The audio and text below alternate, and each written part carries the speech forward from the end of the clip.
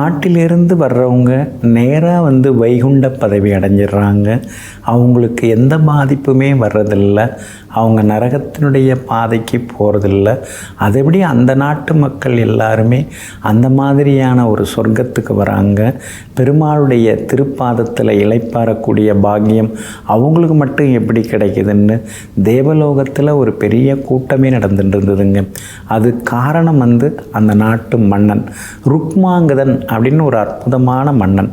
அந்த மன்னன் வந்து மிகப்பெரிய தீவிர விஷ்ணு பக்தராக அவர் இருந்திருக்கிறாருங்க.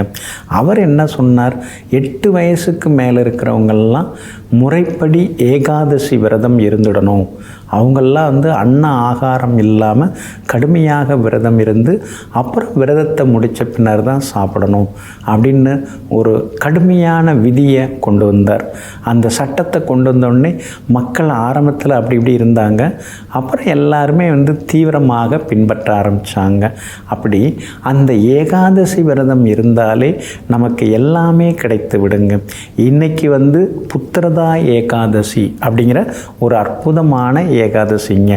அந்த ருக்மாங்கதன் மன்னன் இந்த மாதிரியெல்லாம் வந்து தன் நாட்டு மக்களுக்கு வைகுண்ட பதவியை ஏற்படுத்தி கொடுத்தாருன்னு சொல்லிட்டு அதை தடுக்கிறதுக்காக தேவலோகத்திலிருந்து மோகினி பெண் வரவழைக்கப்பட்டு அந்த பெண் வந்து அந்த ருக்மாங்கதன் மன்னனோட மோகம் கொண்டு திருமணம் முடிக்க முனைந்து திருமணமும் முடிந்து ஏகாதசி வர்ற அன்னைக்கு நீ விரதமெல்லாம் இருக்கக்கூடாது, மன்னன்னா வந்து நல்லா சாப்பிட்டு மக்களை காப்பாற்றுற வேலையை தான் பார்க்கணுமே தவிர நீ வந்து விரதமெல்லாம் இருக்கக்கூடாது அப்படின்னு அந்த மோகினி பெண் தடுக்க, அதுக்கு மன்னன் வந்து அதிலேருந்து முடியாது அப்படி மறுப்பு சொல்ல, அப்போ உன்னுடைய புத்திரனை எனக்கு கொடு அப்படின்னு கேட்க, அவருடைய சிரசையும் மன்னன் வந்து தன்னுடைய மகனின் சிரசையும் கொடுக்கறதுக்கு முன்வர அந்த நேரத்திலே சங்கு சக்கரதாரணியாக எல்லாம் வல்ல ஸ்ரீ மகாவிஷ்ணுவே காட்சி கொடுத்து ருக்மாங்கதனுக்கு எல்லா அருளையும் கொடுக்குறாருங்க.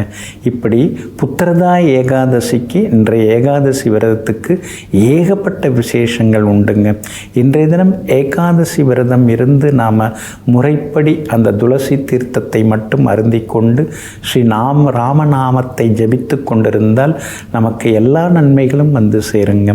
ஏன்னா வந்து ஏகாதசி விரதம் அப்படிங்கக்குள்ள அறிவியல் பூர்வமாக சூரியனுக்கும் சந்திரனுக்கும் ஏற்படக்கூடிய அந்த குறிப்பிட்ட இடைவெளி இருக்கு இல்லைங்களா, அந்த இடைவெளி நாள் தான் இந்த ஏகாதசி நாள்.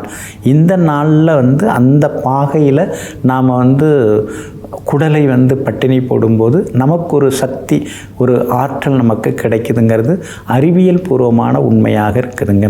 இன்றைய தினம் அருகில் இருக்கக்கூடிய விஷ்ணு ஆலயங்கள், பெருமாள் கோவிலுக்கெல்லாம் இன்றைக்கி நாம் வந்து போய் வர்றது நல்லதுங்க. சித்திரவாடி ஸ்ரீ பிரசன்ன வெங்கடேச பெருமாள் கோவில் அங்கே கூட போகலாம், அதுவும் நல்ல கோவில் தான்.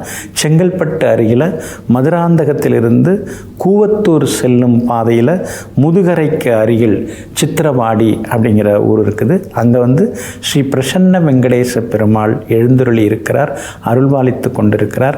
நேரம் கிடைச்சதுன்னா நீங்கள் அந்த பக்கம் போகும்போது அந்த பெருமாளை சேவிக்கலாம்.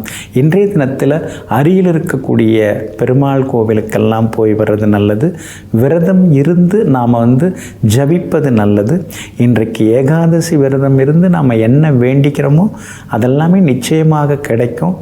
ஆரோக்கியம், அழகு, ஐஸ்வர்யம் எல்லாமே கிடைக்கிறதுக்கு ஏகாதசி நாட்களில் விரதம் இருந்து எல்லாமல்ல விஷ்ணு பகவானை வணங்குவோம், எல்லா நன்மைகளையும் பெறுவோம். நெஞ்சிற்கினியவர்களே, மங்கள வாரமாகிய இன்றைய நாள் உங்களுக்கு மகிழ்ச்சியையும் மன நிறைவையும் அள்ளி வழங்கும் அற்புதமான நாளாக அமையட்டும். மீண்டும் நாளை காலை சந்திப்போம். நன்றியுடன் உங்கள் ஜோதிட முனைவர் KP வித்யாதரன். வணக்கம்.